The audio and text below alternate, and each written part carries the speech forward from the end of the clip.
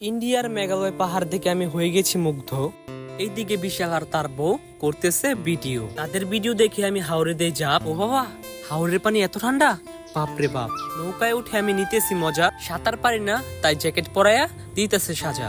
পাহাড়ে উঠে আমরা করতেছি নাচানাচি। বেশি পাকনামি করতে যাই আমাদের হাউস বোট দিছে ছাড়ি। Hey, what's up guys? It's me Mahmoud and my new vlog video. Part 1 এ তো আমি দেখাইছি কিভাবে আমি সুনামগঞ্জ টাঙ্গর হাওরে এসেছি। আর আজকে আমি দেখাবো টাঙ্গর হাওরে এসে আমি কি কি করি এবং কোথায় কোথায় ঘুরি। আর হাউস বোটে এসে ফ্রেশ হইতে হইতে এখানে দুপুর হয়ে যায়, তাই খাওয়া দাওয়ার উদ্দেশ্যে সবাইকে হাউস বোটের উপরে ডাকি। আর বাহিরে আসতে দেখে হাওরের কত সুন্দর পানি। উপরে ওঠার জন্য দিছে কাঠের একটা সিঁড়ি, আর এই সিঁড়ি বেয়ে আমি উপরে উঠতে থাকি। উপরে এসে দেখি সবাই আগে থেকে এখানে আইসা পড়ছে।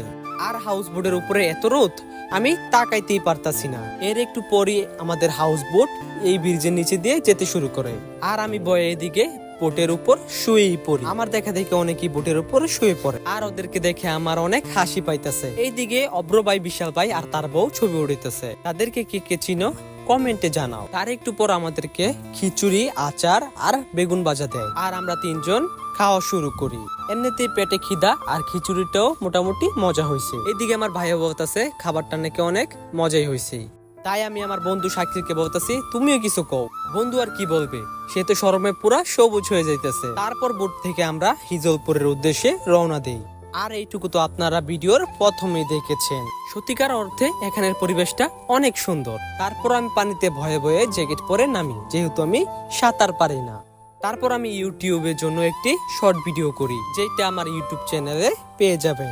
আর সবাই বেশি বেশি আমার ইউটিউব চ্যানেলটাকে সাবস্ক্রাইব করবেন। কে জানে, হয়তো আপনার একটা সাবস্ক্রাইবে আমার স্বপ্নটুকু পূরণ হয়ে যেতে পারে। এরপর আমি পাহাড়ের উদ্দেশ্যে বাইকে করে রওনা দিই। যারা যারা এই সুনামগঞ্জ টাঙ্গর হাওরে আসবেন, তারা একটু যাচাই করে বাইক নিবেন। তারপর আমরা ইন্ডিয়ার বর্ডারের কাছে এসে পড়ি। সামনে ইন্ডিয়া প্রবেশ নিষেধ, আর বিজিবিরা দাঁড়িয়ে আছে।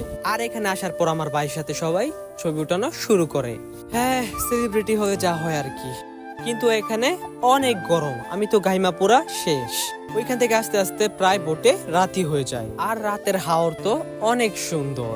আর রাতে হাওরে অনেক সুন্দর বাতাস আর অনেক সুন্দর ঢেউ, যা দেখে যে কোনো মানুষই মুগ্ধ হয়ে যাবে। এরপরের দিন সকালে উঠে দেখি মেঘালয় পাহাড়ের কত সুন্দর দৃশ্য। এরপরে আমরা যেতে শুরু করি শিমুল বাগানের উদ্দেশ্যে। আর শিমুল বাগানের ভিতরটা অনেক সুন্দর। এদিকে আমার এখনো পরিপূর্ণ ঘুমই হয় নাই। তারপর আমি শিমুল বাগানে একটু ভিডিও করে নেই।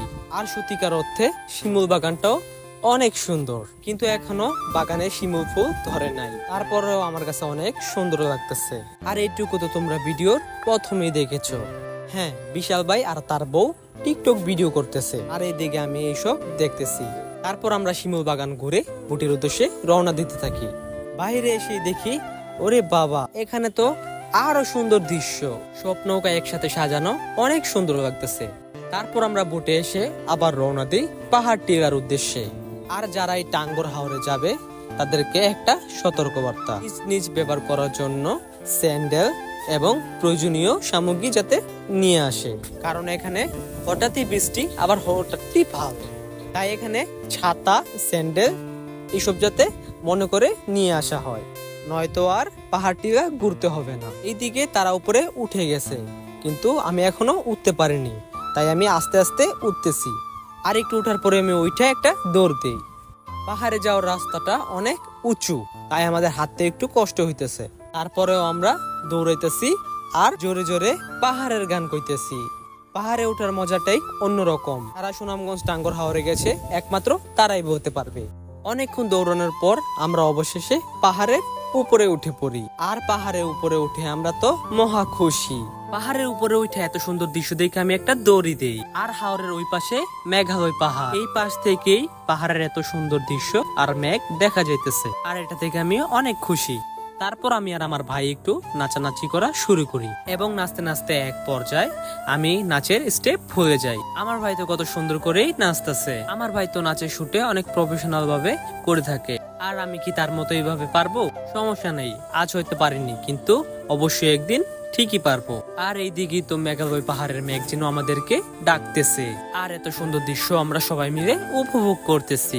চিন্তা নেই, সামর্থ্য হলে ইন্ডিয়ার মেঘালয় পাহাড়ে একদিন আমরাও যাব, যদি তোমাদের ভালোবাসা এবং সাপোর্ট আমাদের মাঝে সব সময় থাকে। ওমা, এইদিকে ঘটছে আরেক ঘটনা। পাহাড়ের এত সুন্দর দৃশ্য আর ভিডিও করতে করতে আমাদের নৌকাটা একদম ছাইরেই দিছে। আমাদের হাউস বোট হচ্ছে হাওরের ওই পাশে, আর আমরা হচ্ছে হাওরের এই পাশে। এইদিকে আমি শব্দস্মারক আমি আমার ভাই এবং বন্ধুকে করতেছি যে তোদের ভিডিও করার কারণে আমাদের হাউস বোটটা এই পাশ থেকে ওই পাশে চলে গেছে। সত্যিকার অর্থে পাহাড়ের এত সুন্দর দৃশ্য দেখে আমরা একটু সময় বেশি দিয়ে ফেলেছি। আর ট্যুরের মধ্যে টুইস্ট না থাকলে কি মজা হয়। তারপর আমরা ছোট নৌকা দিয়ে হাওরের ওই পাশে যাওয়ার জন্য রওনা দিলাম। মাঝপথে আমি আমার ভাইয়ের সাথে একটু মজা করতেছি। ছোট নৌকা থেকেও হাওরের দৃশ্যটা অনেক সুন্দর লাগতেছে। আর এই পাশে আইসে আমি হাউস বোট থেকে ঝাঁপ দেই। আর এইটুকু তো আপনারা ভিডিওর প্রথমে দেখেছেন। আর সত্যিকার অর্থে হাওরের পানি অনেক ঠান্ডা, যারা পানিতে নামছে একমাত্র তারাই বলতে পারবে। তারপর বুটে আসার পর আমার ভাই মনের সুখে গান শুনতেছে। মনের প্রশান্তির জন্য মাঝে মাঝে ঘুরতে আসা দরকার, যাতে করে একটু শান্তি হয়েও উপভোগ করা যায়। অবশেষে সুনামগঞ্জ টাঙ্গর হাওরে অনেক ঘোরাঘুরি করার পর আমরা সবাই বাসার উদ্দেশ্যে রওনা দেওয়ার জন্য প্রস্তুত হইতেছি। আর পাশে যা গরম, তাই আমি লুঙ্গি পরে নিছি। এরপর আমরা সবাই হাউসবোট থেকে বের হয়ে এসে পড়ি। আর আমরা আগে থেকে রাত 10টার বাসের টিকিট কেটে রাখি এবং বাস স্টেশনে আইসা সবাই বাসের জন্য অপেক্ষা করতে থাকি। তো আজকের ভিডিও এই পর্যন্তই। সবাই সুস্থ থাকো, ভালো থাকো, আল্লাহ হাফেজ।